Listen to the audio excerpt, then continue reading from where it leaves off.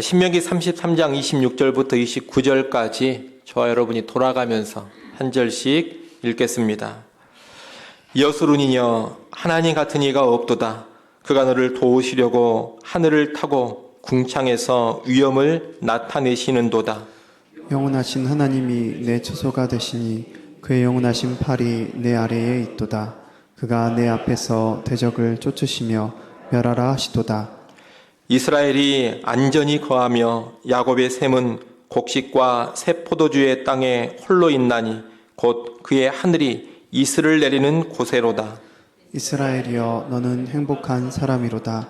여호와의 구원을 너같이 얻은 백성이 누구냐? 그는 너를 돕는 방패시요 내 영광의 칼이시로다. 내 대적이 내게 복종하리니 내가 그들의 높은 곳을 밟으리로다. 아멘. 이 시간에는 광킨대학교에서 구약학을 가르치시는 황성일 교수님, 황성일 목사님께서 행복자 이스라엘이라는 제목으로 말씀을 전해 주시겠습니다.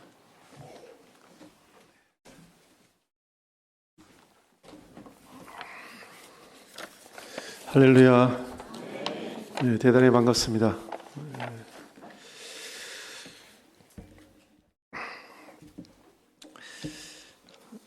오늘 신명기 33장 본문을 가지고 잠깐 말씀을 생각해 보려고 합니다.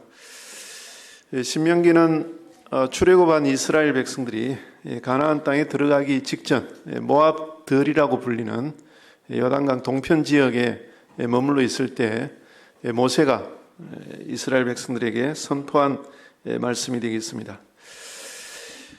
아직 요단강을 건너서 가나안 땅에 들어가지 못했습니다. 요단강을 건너서 가나안 땅을 바라보고는 있지만 여전히 요단강을 건너지 못한 나그네의 삶을 살고 있는 그런 때에 이 신명기 말씀을 선포한 것입니다. 이스라엘의 고난이 아직 끝나지 않았다는 것입니다.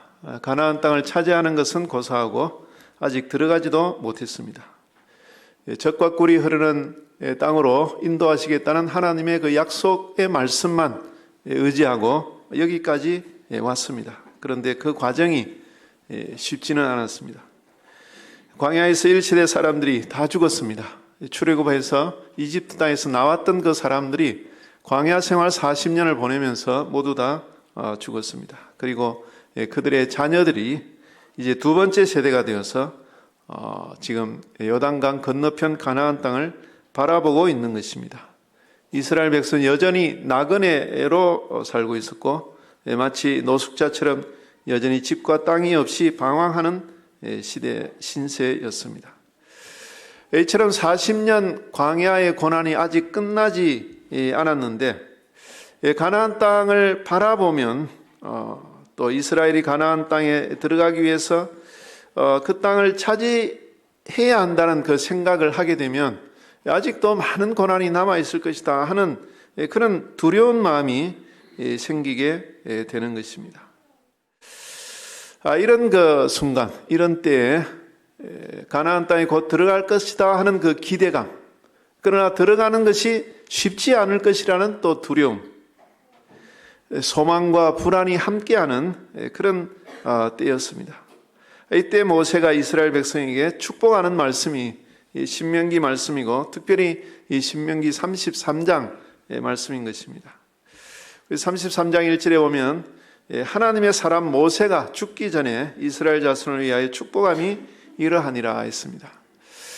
모세를 하나님의 사람이라고 부르고 있습니다. 시편 90편에 보면 모세가 쓴 유일한 시편인 시편 90편에 보면 하나님의 사람 모세이시다 이렇게 이야기를 하고 있습니다. 모세는 특별한 어떤 그 직책이 없습니다. 왕도 아니고 또 가끔 선지자라 불리긴 하지만 선지자이기만 한 것은 또 아닙니다. 또 제사장 역할을 하는 것 같지만 또 제사장은 아닙니다. 뭔가 특별한 어떤 직책이 주어져 있지는 않습니다. 그러나 모세를 대표할 수 있는 가장 좋은 칭호는 하나님의 사람이다. 하나님을 대신하는 사람이다. 하나님을 대신해서 하나님의 말씀을 대언하는 사람이다. 이것이 모세의 신분입니다.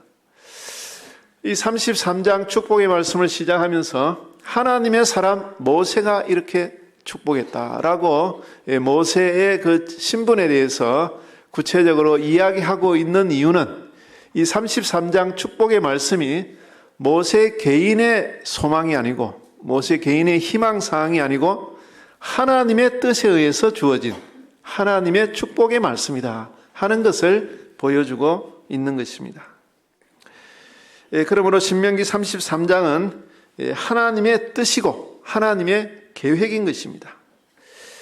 성도 여러분, 지금 우리는 굉장히 힘든 세월을 보내고 있습니다. 교회는 교회대로 힘들고 또 신학교는 신학교대로 힘들고 또 우리 성도님들은 또 성도님대로 또 여러 가지 어려운 형편을 겪고 있는 것입니다. 코로나를 극복했다 이렇게 생각하고 안심을 한 지가 얼마 전인데 오히려 코로나 시대보다 더 힘든 경제적인 위기라든지 또 세상의 전쟁이나 혼란이나 또 갈등이나 대립 이런 것들을 우리가 겪으면서 살고 있는 것입니다. 그렇기 때문에 우리는 요단강을 건너서 가나안 복지의 땅으로 가기를 원하는 것입니다. 고난의 광야 생활을 끝나고 가나안 땅으로 들어가기를 원합니다. 아직 우리의 상황이 전혀 개선되지 않았지만 이제부터라도 우리가 발을 디디고 있는 이 땅이 우리가 현실의 삶을 살아가는 이 땅이 젖과 꿀이 흐르는 가나안 땅이 되기를 소망하면서 우리는 오늘도 살아가고 또 내일을 기대하고 또 미래를 희망하고 있는 것입니다. 여전히 힘들 것입니다. 앞으로 힘든 일이 많이 남아있을 것입니다. 그러나 하나님께서 우리와 함께 하심으로 사실 두려움보다는 소망이 더 있는 것입니다. 불안보다는 하나님을 믿는 믿음이 우리에게 힘을 주고 있는 것입니다. 이때 이런 신명기 33장 축복의 말씀이 하나님이 우리에게 주신 말씀이다 이렇게 생각하고 오늘 본문을 통해서 은혜 받으시기를 바라는 것입니다. 오늘 봉독한 26절에서 29절은 결론 부분이라고 볼 수 있는데 이스라엘 전체에 대한 하나님의 축복의 말씀을 기록하고 있는 부분입니다. 26절은 하나님을 소개하는 구절입니다. 26절을 시작할 때 여수르나 이렇게 부르고 있습니다. 여수론이라는 말은 우리가 어린아이를 부를 때 저도 어저께 손녀를 보고 왔습니다만 손녀를 부를 때 아기를 부를 때 정식 이름을 부르지 않고 애칭으로 부르는 게 있지 않습니까? 저는 제 손녀의 애칭을 별로 좋아하지 않습니다. 제 아들이 뽀약이라고 부르는데 뭐 이런 애칭을 사용하나 그러고 있습니다. 이제 그래도 그렇게 부르니까 저도 따라서 이제 손녀를 그렇게 부릅니다. 하나님께서 이스라엘을 부르실 때 정식으로 뭐 야곱의 후손아, 야곱의 집아, 이스라엘아 이렇게 부르실 수도 있지만 사랑하는 마음을 가득 담아서 애칭으로 부를 때 사용하는 것이 여수룬 이런 말입니다. 문자적으로는 착한 사람들 이런 뜻이 되겠습니다. 그런데 그것을 하나님께서는 이스라엘을 정말 사랑하는 부모의 심정으로 부를 때 여수룬 이렇게 부르는 것이죠. 모세는 이스라엘에게 이렇게 말합니다. 하나님 같은 자가 없다. 여수르나 하나님 같은 자가 없다. 사실은 이 순서가 좀 바뀌었습니다.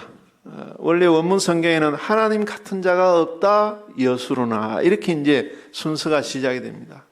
다시 말하면 모세가 가장 하고 싶었던 말은 하나님 같으신 이가 없다 하는 것입니다. 그러므로 이 선언이 가장 중요한 것입니다. 이스라엘에게도 그렇지만 우리에게도 하나님 같으신 분이 없다 하는 것이 얼마나 은혜가 되는지 모르겠습니다. 성도 여러분, 하나님 같으신 분이 없습니다. 믿으십니까? 하나님 같으신 분은 없습니다. 신명기 6장 4절에 보면 우리 하나님 여호와는 오직 한 분이신 여호와시니 한 분이십니다. 그러므로 너희는 마음과 정성과 뜻을 다하여 너희 하나님 여호와를 사랑하라 하는 것입니다. 하나님은 한 분이신 하나님이십니다. 하나님과 같으신 분은 없습니다. 천지를 창조하신 분이 하나님이시고 우리를 살리기도 하시고 죽이기도 하시고 우리를 낮추기도 하시고 높이기도 하시고 우리를 가난하기도 하시고 부하게도 하시고 우리의 삶의 모든 과정을 다스리고 인도하고 계시는 분, 그분은 오직 하나님밖에 없으신 줄로 믿습니다. 그러므로 한나가 고백하기를 이렇게 고백합니다. 여호와와 같이 거룩한 이가 없으시니 이는 주밖에 다른 이가 없고 우리 하나님 같은 반석도 없으심이니이다. 26절 후반부에 보면은 이스라엘과의 관계 속에서 하나님 같은 자가 없는 이유를 설명하고 있는데, 먼저 하나님은 이스라엘을 도우시는 분이라고 이야기하고 있습니다. 여러분, 사무엘이 블레셋과의 전쟁이 끝난 다음에 블레셋에게 빼앗겼던 모든 땅을 다 회복하고 난 다음에, 그리고 큰 돌을 굴려다가 세우고 그 돌의 이름을 에베네셀이다 이렇게 불렀습니다. 에베네셀, 도움의 돌. 그러면서 고백하기를 여호와께서 여기까지 우리를 도우셨다. 하나님은 우리를 도우시는 분이십니다. 믿으십니까? 하나님은 정말 우리를 도우시는 분이십니다. 제가 그 영국에 유학을 갈 때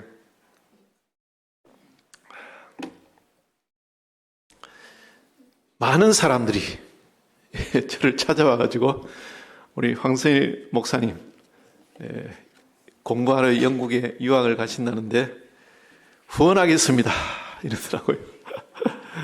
얼마나 감사한 일입니까? 교회 권사님들이 많이 찾아오셨어요. 그래서 후원하겠습니다. 어떤 분들은 식사 자리에 저를 초대해가지고 식사를 같이 하면서 우리가 후원회를 조직하겠습니다 이렇게 말씀을 하셨어요. 그래서 제가 어떻게 했겠습니까? 다 거절했습니다. 권사님들 필요 없습니다. 저를 도와주실 필요 없어요. 왜냐하면 이미 후원회가 조직되어 있습니다. 그리고 그 후원회에 속해 있는 사람들 몇 명을 이야기를 해줬어요. 그 당시 서울 강남에서 굉장히 유명한 수학 강사, 돈을 갈고리로 긁어 모은다는 그런 수학 강사, 또 변호사, 의사 이런 사람들 몇 명을 이야기를 해줬습니다. 그러니까 권사님들이 아무 말씀도 안 하시고 자기들보다 훨씬 낫겠다 이렇게 하시면서 다 이제 그걸로 그냥 그만두시고 돌아가셨어요. 저는 유학을 갈 때 하나님께서 지금까지 저를 아주 가난하게 살게 하셨는데 전도사 생활 버리고 부목사 생활하면서 정말 가난하게 살고 눈물을 흘리면서 살게 하셨는데, 아니 남들은 유학 가서 고생한다는데 나는 유학 보내시면서 아주 풍요롭게 살게 하시는구나 이렇게 생각을 했었더랬습니다. 그리고 정말 가벼운 마음으로 아무 걱정 없이 유학을 갔습니다. 영국은 히드로 공항인데요. 런던에 이제 히드로 공항인데 벌써 아주 옛날 이야기입니다. 이제 히드로 공항에 제가 이제 짐을 싸가지고 들고 이제 내려서 이제 영국 생활을 시작하는데 5년 동안 이제 생활을 합니다. 근데 그때부터 저한테 후원을 해주겠다고 그 약속했던 그 후원에 말씀드린 것처럼 부자들의 모임, 그 부자들의 모임에서 한 사람도 저하고 연락이 안 되는 겁니다. 공항에 내리는 순간부터 한국을 출발할 때까지는 사이가 좋았어요. 연락이 됐었습니다. 근데 영국 공항에 내리는 순간부터 한 사람도 연락이 안 됩니다. 기가 막힌 일이죠. 왜 이런 일이 생겼는지 아직도 이해가 안 됩니다. 벌써 몇십 년이 지났지만.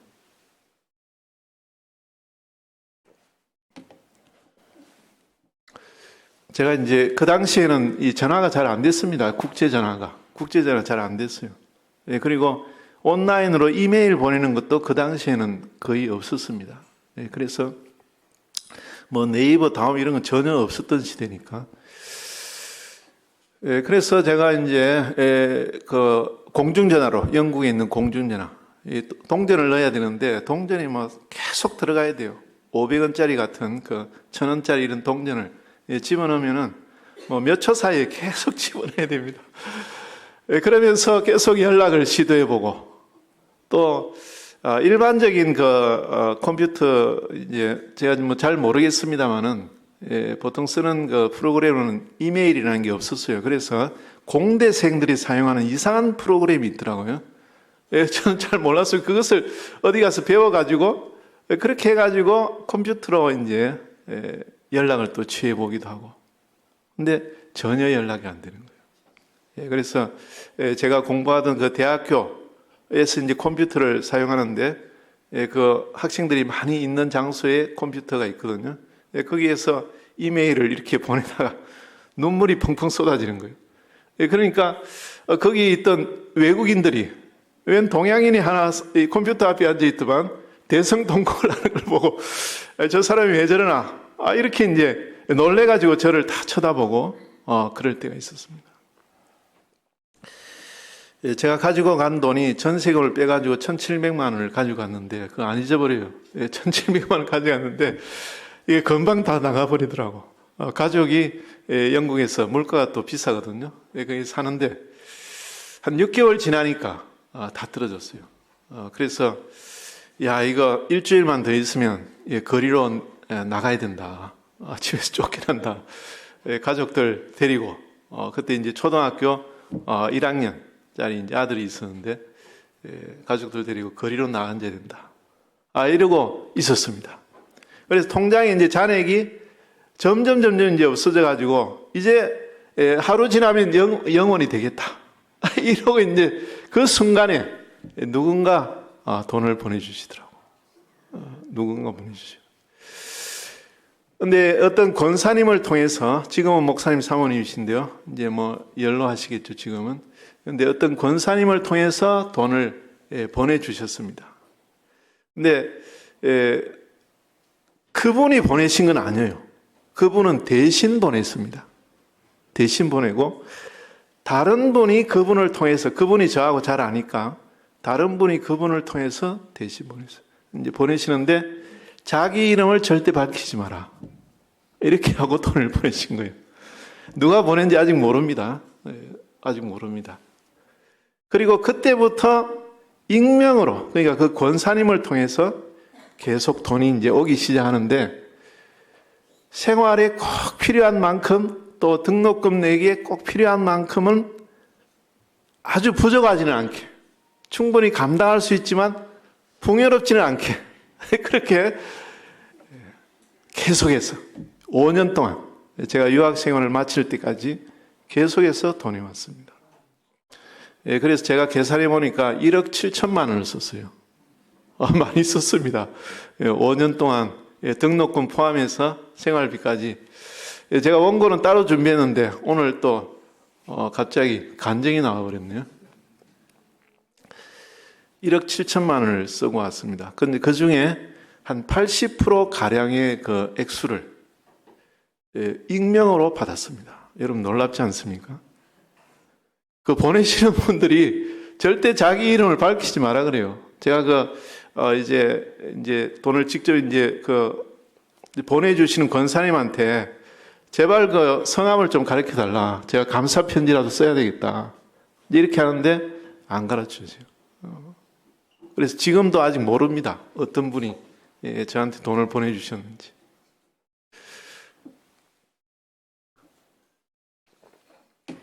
그리고 뭐 물론 이제 제가 아는 분들도 계세요. 그 당시 이제 명태가 IMF 시대라서 명태가 또 많이 있고 해서 명태하면서 퇴직금 받으면 그 중에서 또 일부를 저한테 보내주시고 뭐 이렇게 해가지고 이제 보낸 분들도 계시고. 근데 기가 막힌 것은 돈이 딱 떨어지는 그 순간부터 이제 돈이 오기 시작해가지고 그야말로 까마귀가 먹을 것을 보내주신다 하는 것을 제가 체험을 했습니다. 여러분, 하나님께서 도와주신다는 것을 믿으시기 바랍니다. 하나님께서는 성도가, 하나님의 자녀가 어떤 어려운 상황에 처해 있더라도 도와주시는 분이십니다. 하나님은 우리를 도우시기 위해서, 오늘 말씀해 보니까 하늘을 타신다 그랬어요. 하늘을 타고. 여러분, 하늘을 탄다는 게 무슨 뜻일까요? 이 탄다는 것은 자동차를 타는 것처럼 타는 거 아니겠어요? 하늘을 타십니다. 근데 물론 이제 구름을 타실 겁니다. 하늘을 타신다, 이 표현은 구름을 타신다, 이런 표현이십니다. 우리가 운전을 하면서 이제 도로를 이렇게 다녀보면은, 굉장히 급하게 다니는 이제 것이 있어요. 오토바이들이 굉장히 분주하게 빠르게 돌아다닙니다. 이제 앞에 아무것도 없었는데 잠깐 한눈 팔면 어느새 오토바이가 앞에 와 있잖아요. 그래서 위험한 순간을 또 겪기도 하고 그렇습니다. 왜 그렇게 이 오토바이들이 이제 분주하게 다닐까요? 뭔가 하는 일이 굉장히 많을 거 아닙니까? 이제 배달 같은 것을 빠른 시간 안에 해야 되니까 이제 그런 것입니다. 이 탈 것이라는 것은 빨리 움직이기 위해서 타고 다니는 것입니다. 하나님께서 하늘을 타신다 이렇게 했을 때 무슨 과시하기 위해서 뭐 아주 비싼 세계에 뭐 한두 대밖에 없는 그런 아주 값비싼 고급 승용차, 외제 승용차를 타고 자신을 과시하기 위해서 다니는 것이 아니고, 하나님께서 하늘을 타신다는 것은 분주하게 다니기 위해서입니다. 왜 분주하게 다니시려고? 하나님은 가만히 앉아서 말씀만 하셔도 천지가 이루어지십니다. 그러나 성도를 도우시기 위해서는 분주하게 정말 온 힘을 다해서 1초 1분이라도 아껴가지고 돌아다니신다는 거예요. 성도를 돕기 위해서 하늘을 타고 다니시는 하나님이시다. 이런 하나님의 마음을 느껴보시기를 바랍니다. 하나님은 우리를 도우시기 위해서 그냥 가만히 계셔도 되지만 탈 것을 준비해가지고, 오토바이보다도 더 빠른 탈 것을 준비해가지고 분주하게 돌아다니신다는 거예요. 우리가 하나님을 위해서 그만큼 분주해야 할 것이 아니겠습니까? 그러나 하나님께서 비천한, 어리석은, 아무 재주도 없는, 하나님을 늘 실망시키는 우리 자신을 위해서 분주하게 우리를 돕기 위해서 움직이고 계신다 하는 것이 하늘을 타신다, 이런 뜻입니다. 궁창에서 위험을 나타내십니다. 이것은 마치 경찰차가 움직이는 것과 같습니다. 이 경찰차가 사이렌 소리를 내면서 움직이면은 경찰차 주변에 있는 모든 차들이 긴장을 하지 않습니까? 그리고 그 경찰차가 업무를 잘 볼 수 있도록 비켜서게 됩니다. 하나님께서도 구름을 타고 이렇게 움직이실 때 그 궁창에서 스스로의 위험을 나타내신다 하는 것이죠. 우리를 위해서 움직이시는 그 하나님을 가로막을 세력은 없는 것입니다. 하나님께서 우리를 도우시기 위해서 움직이시는데 어떤 마귀의 세력이 그것을 가로막겠습니까? 예수님께서 바다에 빠져들고 있는 베드로를 향해서 베드로가 바다에 빠져들기 시작할 때 예수님이 즉시 손을 내밀어 그를 붙잡으셨다 그랬어요. 그런데 예수님께서 즉시 손을 내미시는데 그 손을 1초라도 늦게 내밀면은 베드로가 바다에 다 빠져버립니다. 그냥 빠져서 큰 고난을 겪을 수 있습니다. 근데 예수님께서 즉시 손을 내미시는데 그 즉시 내미시는 손을 누가 막으시겠습니까? 누가 막겠습니까? 우리 주님께서 손을 내미시는데 아무리 강한 바람이 불어도, 아무리 거센 파도가 치더라도, 아무리 악한 세력이 방해하더라도 주님께서 베드로를 돕기 위해서 즉시 손을 내미실 때는 누구도 막을 수 없다는 거예요. 주님은 우리를 도우시는데 성공하시고 마침내 도우시고야 마십니다. 하나님께서 구름을 타고 우리를 돕기 위해서 움직이시는데 궁창에서 하나님의 위엄이 나타나시는 겁니다. 그래서 어떤 세력도 하나님이 우리를 도우시려고 하는 것을 막을 수가 없다는 것입니다.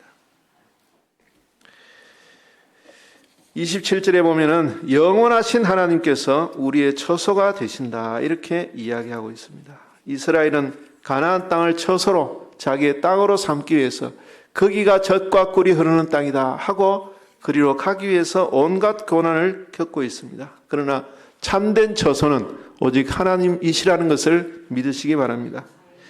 아무리 화려하고 넓고 사치스러운 집에 거주하더라도 그곳은 참 안식의 땅이 되지 못한다는 것입니다.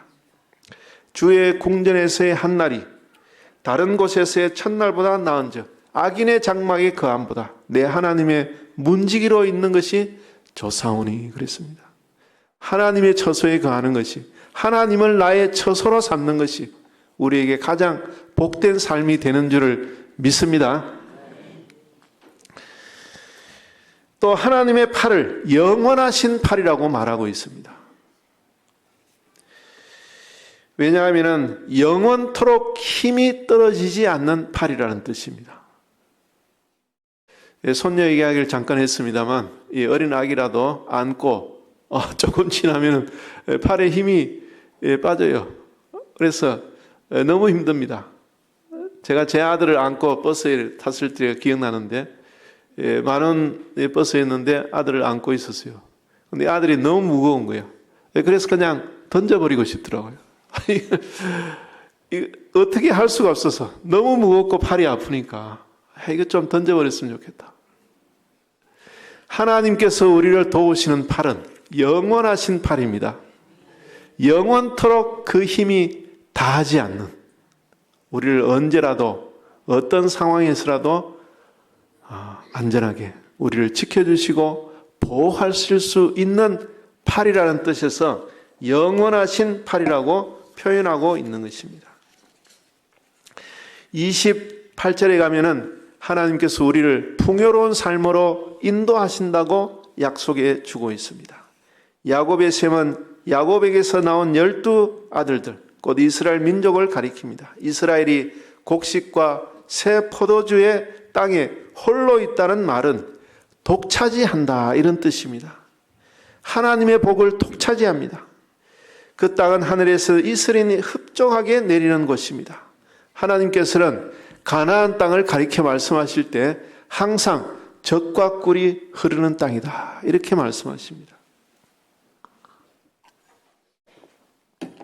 하나님은 우리를 가난으로 인도하시는 분이 아니십니다.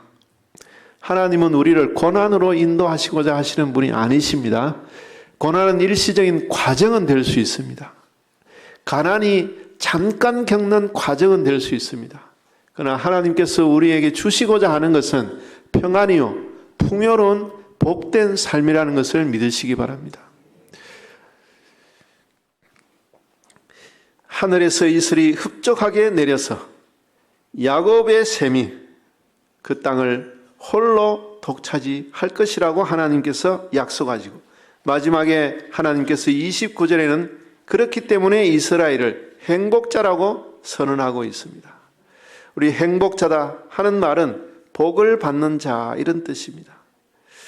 민수기 22장에 보면 모압 왕 발락이 미디안 선지자 발람을 불러다가 이스라엘 사람들을 저주하려고 했습니다. 이제 그런데 하나님께서 이 발람을 저주하도록 허락지 아니하시고 말씀하시기를 이스라엘은 복을 받은 자이다 이렇게 말씀을 하셨어요. 오늘 본문에서 이스라엘이 행복자라고 이야기하고 있습니다. 왜냐하면 여호와의 구원을 받은 민족이고 여호와께서 돕는 방패가 되고 영광의 칼이 되셔서 이스라엘의 원수들을 치실 것이기 때문입니다. 29절에 보니까 이스라엘아 너는 행복자로다 여호와의 구원을 너같이 얻은 백성이 누구냐 그는 너를 돕는 방패시요 너의 영광의 칼이시로다. 창세기 15장에 보면은 하나님께서 아브라함을 만나시려고 오셔가지고 한밤중에 아브라함이 이렇게 말씀하십니다. 아브라함아 내가 너의 방패요 지극히 큰 상급이니라 이렇게 하셨습니다. 그 말을 들은 아브라함은 하나님 아들이나 주시고 말씀하십시오 이렇게 하면서 자기의 상속자가 다메섹 사람 엘리에셀이라고 하나님께 말씀을 드렸어요. 자, 그러자 하나님께서는 이 아브라함을 데리고 나가셔가지고 하늘에 반짝이는 그 가득히 반짝이는 별들을 보여주시면서, 이런 별들을 같이 보는 사람은, 별을 같이 보는 사람은 미워하는 사람이 절대 아닙니다. 미워하는 사람 데리고 가서 별을 같이 보자 이런 경우는 없어요. 여러분 혹시 그렇게 하셨습니까? 자기를 굉장히 미워하는 사람하고 우리 같이 별을 보자 이런 적은 없습니다. 사랑하는 사람들끼리 별을 같이 보는 거죠. 가족끼리 본다든지 연인끼리 본다든지 그런 것이죠. 하나님께서 아브라함을 밖으로 데리고 나가셔서 함께 별을 보시면서 너희의 후손이 이와 같을 것이다 이렇게 약속해 주십니다. 하나님께서 아브라함에게 처음 하신 말씀이 나는 너의 방패요 지극히 큰 상급이라 하셨어요. 오늘 본문 말씀에서도 하나님께서 방패면서 영광의 칼이 되신다 이렇게 말씀하고 있습니다. 여러분, 이 방패라는 것은 가만히 있는 것이 아닙니다. 이 방패의 이미지를 생각할 때 방패는 그냥 가만히 있는가 이렇게 생각하시는 분이 계시는데 절대 그런 것이 아닙니다. 방패는 전쟁하는 사람보다 오히려 더 부지런히 움직여야 됩니다. 화살이 위에서 내려오면 방패가 위를 막아야 돼요. 옆에서 칼이 찔러 들어오면 옆을 막아야 됩니다. 정면에서 칼이 들어오면 정면을 막아야 됩니다. 이 방패는 굉장히 부지런하게 움직여야 됩니다. 하나님께서 내가 너의 방패요 이렇게 말씀하셨을 때 하나님께서 그냥 가만히 있으면서 아브라함이 겪어야 할 모든 위험을 물리쳐 주시겠다 이런 뜻이 아니고 하나님은 정말 부지런히 움직이시겠다는 그 각오를 가지시고 내가 너의 방패요 이렇게 말씀하시는 겁니다. 여기에도 하나님께서 이스라엘의 방패가 되신다 이렇게 말씀하시는데 하나님께서 이스라엘을 안전한 길로 인도하시기 위해서 얼마나 분주하게 다니시겠느냐 하는 그 결심을 가지시고 이와 같은 말씀을 하고 있는 줄로 믿습니다. 여러분, 하나님께서는 우리를 돕기 위해서 구름을 타신다고 했잖아요. 우리를 위해서 온갖 수고를 마다하지 않으시는 분이 하나님이십니다. 우리를 돕기 위해서. 여러분, 이 하나님을 믿으시기 바랍니다. 이 하나님을 믿고 힘있게 살아가야 하는 것입니다. 영광의 칼이십니다. 하나님이 가지고 계신 칼, 그 칼은 모든 대적을 다 물리칠 수 있는 어떤 상황에서도 우리를 괴롭히는 무엇이든지 다 물리칠 수 있는 칼입니다.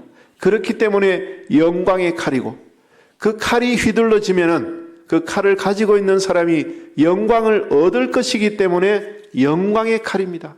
하나님은 영광의 칼이 되셔서 우리를 괴롭히는 어떤 세력도 다 물리치시고 마침내 우리를 영광스러운 자리에 올려주시겠다고 약속하시기 때문에 하나님 자신을 나는 방패요 영광의 칼이라고 우리에게 말씀해주고 계시는 것입니다.